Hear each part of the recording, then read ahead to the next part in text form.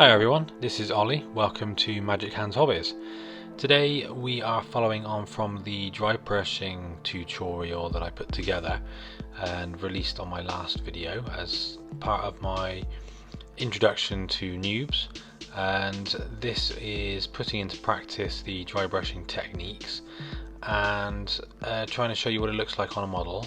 I've chosen a large scale model and hopefully you will get something out of it and understand a bit more about how to do dry brushing on a large scale. We're starting with quite a wet dry brush, just try to get some base colours down, but principally employing the same principle of loading your paint into your brush, brushing the majority of it off, and then working in a motion that leaves the majority of the paint facing the direction of your light source. Started with some purples. This particular giant came from the Reaper Bones Kickstarter. I forget which number it was. I think it was number 5. And I'm using it to represent a giant that can be used in a D&D game, and I want the skin colour to be something different. And I'm working through the colours, gradually getting brighter. The colours I've written on the screen so you can play along should you wish to do so. And we started reaching the first of the highlights, and you can see already it looks absolutely amazing. I love the way dry brushing works.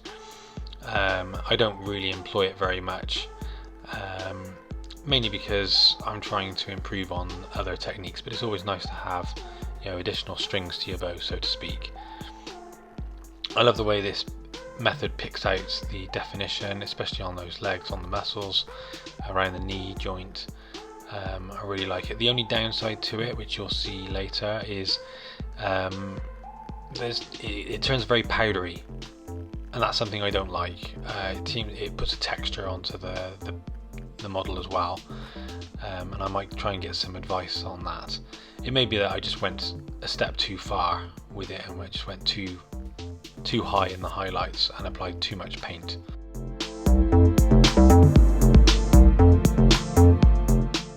Just trying to catch the highest edges now, the final highlight on the skin. And this might have been the problem, the fact that I used quite a bit of white. White is renowned for being chalky, and that might be what's caused the problem. Now what I just did there, I was trying to remove a hair from the model and I made a mistake, and you can see I have scratched the paint away. Now this is something that I didn't really pay that much attention to. I thought, well, I can sort that out later. You can see the chalkiness on the legs. I think I should have left it as it was before I applied the white. Now what I didn't realise, where that paint had scraped away, I didn't realise just how easy it is to remove the paint just by touching the model. It's not until I'm doing the hair, which I'm starting now, here comes the base colour of it, that I realise that I need to protect the paint. It's rather like airbrushing. The idea is that the medium that the paint is suspended in is pretty much being withdrawn, and you're just applying the pigment itself, and therefore it becomes very delicate. There's nothing to bind it. So once you put your base colours down, you really need to protect them when you start dry brushing each layer as much as possible.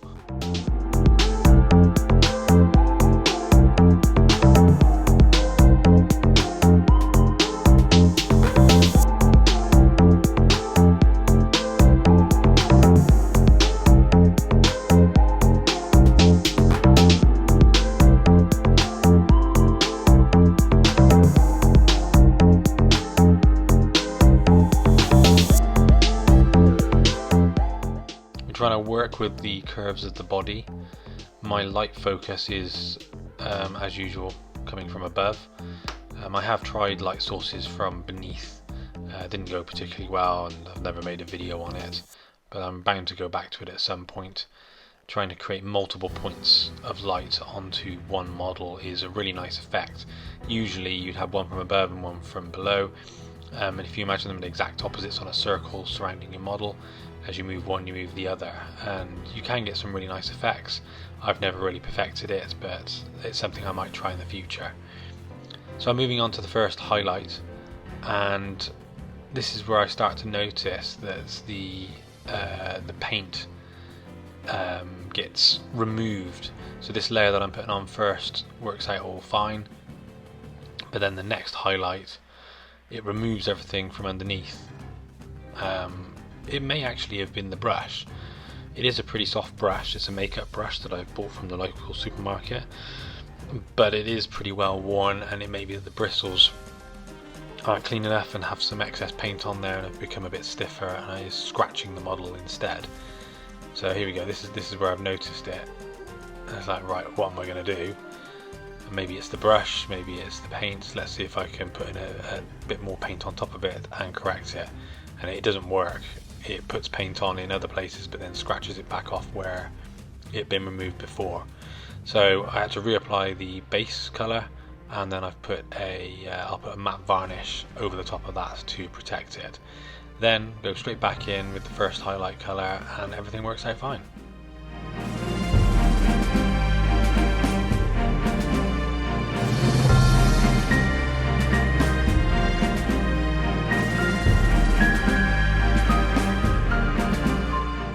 The highlights that I'm putting on here, I'm not particularly trying to do it so that it looks like it's catching the light. I'm trying to go for interesting shapes and interesting highlights.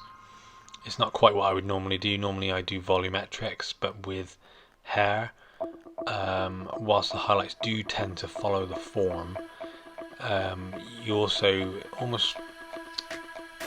you find that highlights go in straight lines across hair. So I'm trying to imitate that without any strict rules. Changing the ratios of the paint, gradually getting brighter and brighter. Now I'm just trying to catch the finest points on the hair, and you can see instantly it really makes the hair pop. I was actually very pleased with the way this turned out, other than that stroke right there where the bristles went astray and hit the dark. It looks a bit odd, but I'm not that bothered. I'll leave it.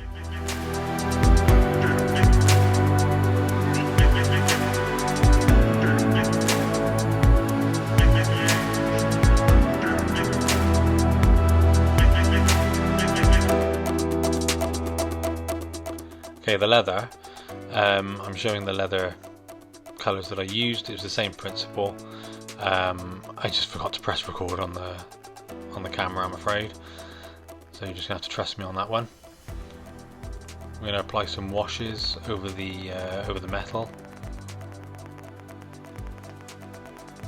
I've gone for a very antique kind of gold on this, starting with tinny tin, moving on to greedy gold. Same process, picking out the uppermost edges.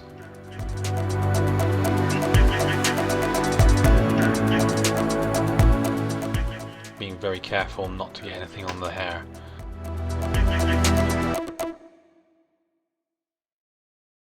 So primarily I'm trying to focus on the gold with the volumetric, so you can see me focusing on the vertical line down her forearm. You'll see it even more when I put the final highlight on. This was a mistake, trying to dry brush this bit over the top, but I was desperately trying to stick to the principle of dry brushing the model where I can. Unfortunately, I went on to the turquoise colour. It's not really noticeable to the naked eye, but on the camera it's easily seen. I should have just used an ordinary brush. Here's the final highlight, and you can see focusing on that one line, that one stripe of highlight down the forearm. The only thing I can say with dry brushing and using this technique, take it easy. It's the same with any painting. It's easier to put the colour on than it is to remove it. And when you think you're done, stop. Don't keep going, because you can just make it worse.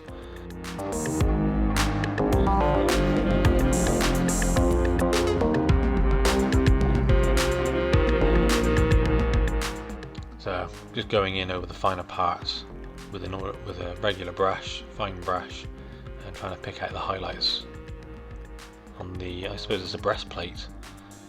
Not really coloured it like a breastplate, I've coloured it more like just leather, coloured leather armour.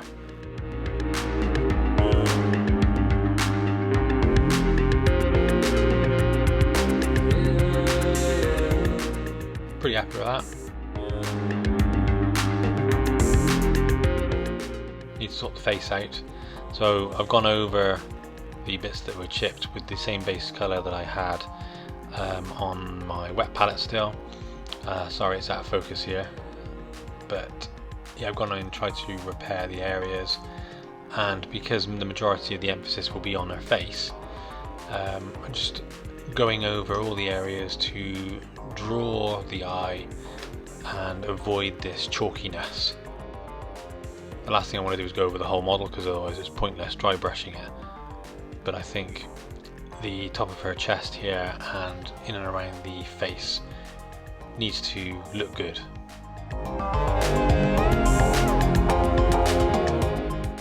Moving on to the eyes. These eyes were a joy to paint. It's the first time I've been able to paint eyes properly. I think that's just down to the sheer scale of this. It is a 28mm scale, but obviously it's a giant, so therefore it's much larger, probably closer to 75mm. In fact, even bigger than that, I would imagine. Never really measured it. So using bone white, don't ever use white, pure white, because nobody's eyes are pure white. Not unless you've just been born, but even then, the amount of shadow and the shadows created by just your eyelashes, brow line, things like that, you know, you never ever see pure white eyes. Make sure you got a good point on your brush for this. Last thing you want is to ruin the skin.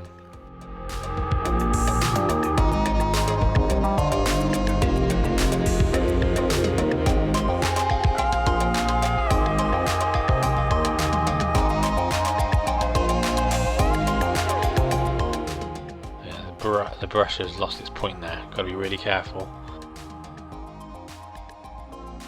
Not sure what's happened here. Yeah, I need to try and make sure I've got a finer point, just like this brush here. I'm going to try and put in the iris. Not very easy to paint a circle with a brush.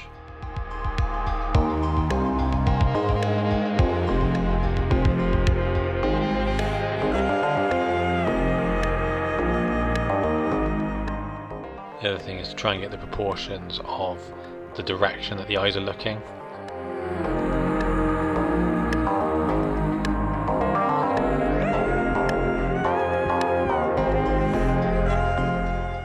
So we then put a highlight over that blue, and then we come back and put a dot of black. I didn't film this because in order for me to paint this comfortably, I needed it out of the way of the camera so that I could really get in close and concentrate on it, but it came out pretty good.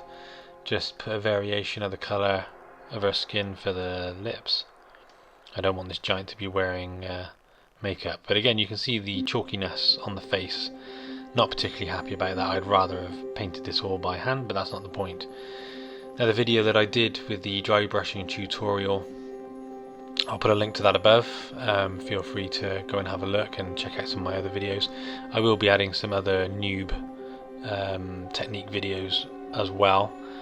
Technically speaking, I'm a noob. I'm certainly a noob to YouTube. Don't have a huge number of followers at the moment, but it's gradually picking up. I don't intend to do this as a career, though it would be amazing to be able to do this as a career. I'm just doing this for the joy of the hobby, and I hope that people enjoy what I do and can gain something from it.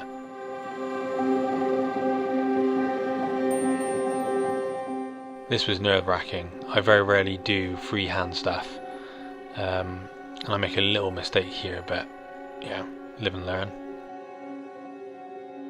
Just trying to put some kind of detailing on it. I didn't even plan this out, I literally made it up on the spot as I was going. Number of swirls and dots is what I'm looking to do, or what I end up doing.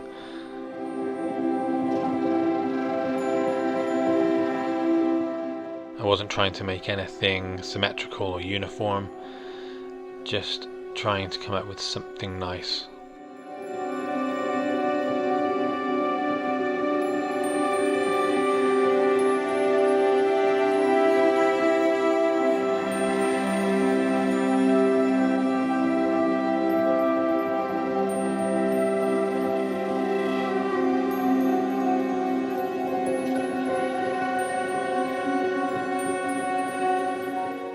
Okay, so we're going to go over the gold with some Agrax Earthshade.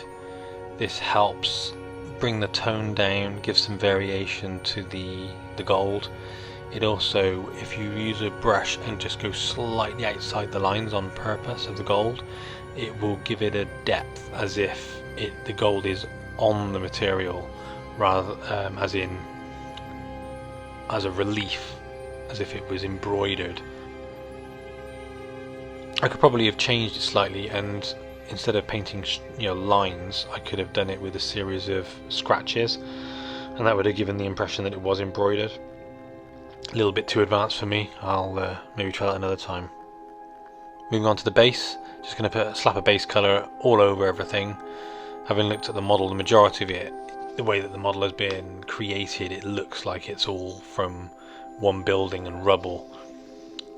Agrax Earthshade over the top of it, just very quickly, and then we start with the highlighting. Again, just dry brushing.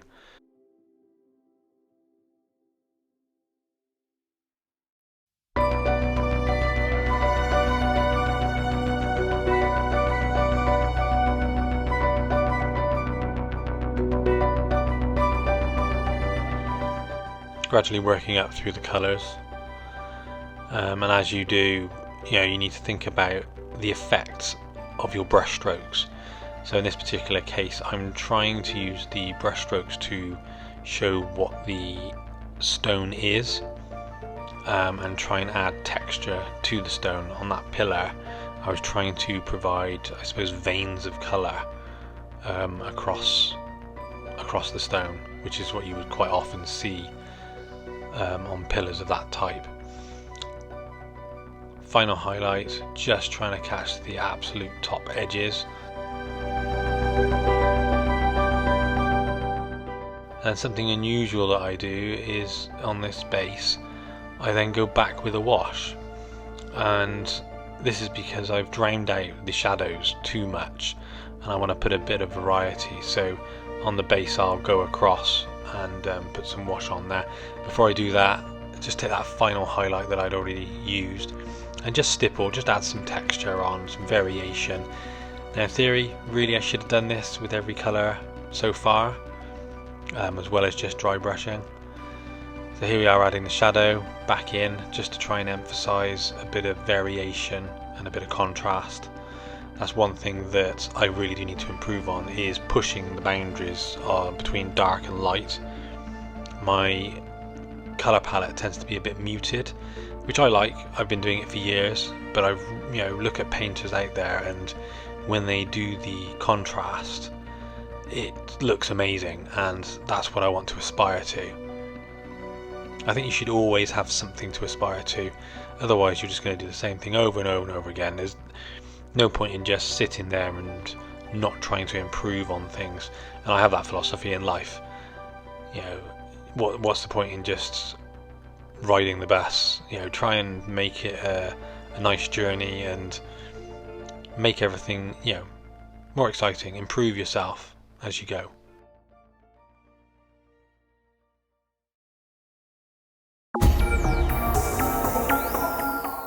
Just adding some green on.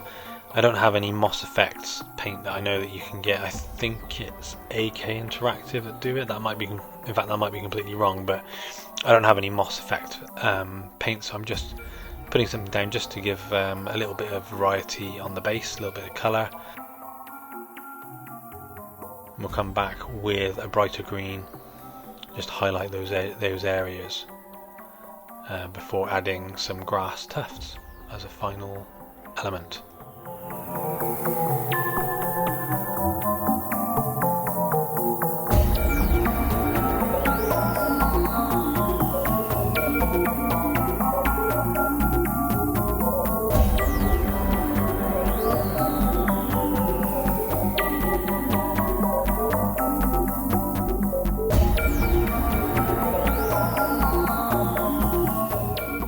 Forgot about the jewels and the scepter that she's holding, so went back and painted the scepter gold, started painting the jewels up. Didn't film that, I'd completely forgotten about it at the time. What I did do was start to try and put a glowing element. I want this giant, this mythical creature, to have a magical weapon. So I'm going back in over the gold and trying to make it look like it's glowing, using a variety of techniques. I go a bit over the top with the glow. I think really what I needed to have were some fluorescent colours here. I've only got one, and that was green, and I didn't really want to use that. So I do end up, once it gets brighter, I end up going back over the gold just to try and re-emphasise it and try and make it look like there is a glow emanating from inside.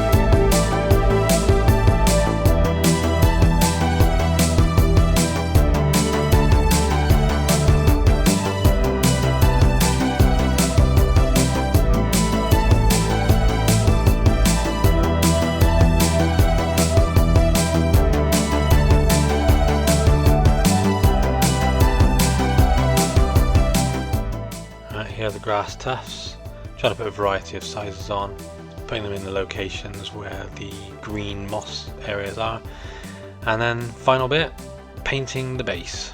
Don't forget to paint the rim of the base. I'm not sure why we do this. I know it does look good. I'm not sure why we pick black.